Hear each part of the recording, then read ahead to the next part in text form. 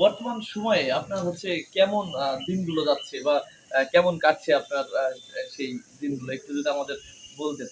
মানে বর্তমান সময়ে দিন তো ইনশাআল্লাহ দেখতেই পাচ্ছেন কেমন কাটছে। তাইলে রাজবাড়ী মিডিয়ার সঙ্গে যারা রয়েছেন সবাইকে আসসালামু আলাইকুম। এই পবিত্র রমজানে এই পবিত্র রমজানে কিন্তু আমরা দেখেছি যে চলচ্চিত্র জগতের একজন আ সেই চিত্রনায়িকা রোজিনা আ এপার ওপার বাংলার সবার প্রিয় নায়িকা। এই প্রিয় নায়িকা কিন্তু আজকে গলন্দ এসেছে এবং হতদরিদ্র যারা রয়েছে তাদের কিন্তু ঈদ সামগ্রী উপহার দিয়েছেন এবং তিনি এই গলন্দ তথা রাজবাড়ীতে উন্নয়নের জন্য তিনি কাজ করে যাচ্ছেন। সমগ্র বাংলাদেশেই তিনি উন্নয়নের জন্য কাজ করে যান। রাজবাড়ীর গলন্দে তিনি ব্যতিক্রমী একটি কাজ করেছেন, মসজিদ নির্মাণ করেছেন, চক্ষু হাসপাতাল নির্মাণ করার পরিকল্পনা রয়েছে এবং বিভিন্ন উন্নয়ন তিনি করার তার পরিকল্পনা রয়েছে এবং করে যাচ্ছেন। আজ আমরা সরাসরি কথা বলবো এই চিত্রনায়িকা আহ, রোজিনার সাথে।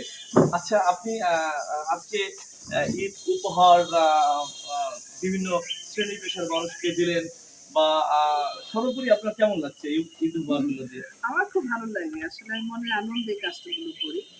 আমি যদি পারতাম প্রতিদিন করতাম।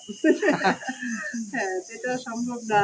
তবে চেষ্টা করি যে ঈদে বা ঈদের পরেও মাঝে, মাঝে আমি মনে করেন যে কিছু খাওয়া-দাওয়া আমাদের এখানে অনেক মাদ্রাসা এতিমরাও আছে, মাদ্রাসার অনেক ছাত্রীরাও আছে।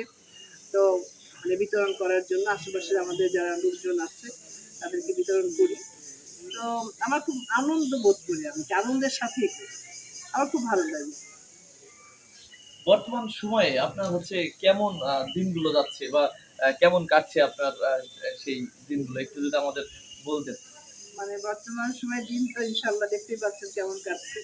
তাইলে কি আমার খুব ভালো কাটছে আল্লাহর রহমত, আল্লাহর মেহেরবানি।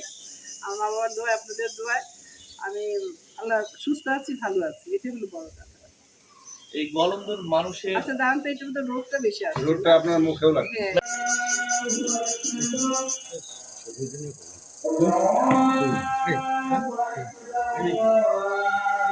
স্বামী বসো বসো, স্বামী বসো, স্বামী বসো বসো। সবাই ঠিক ঠিক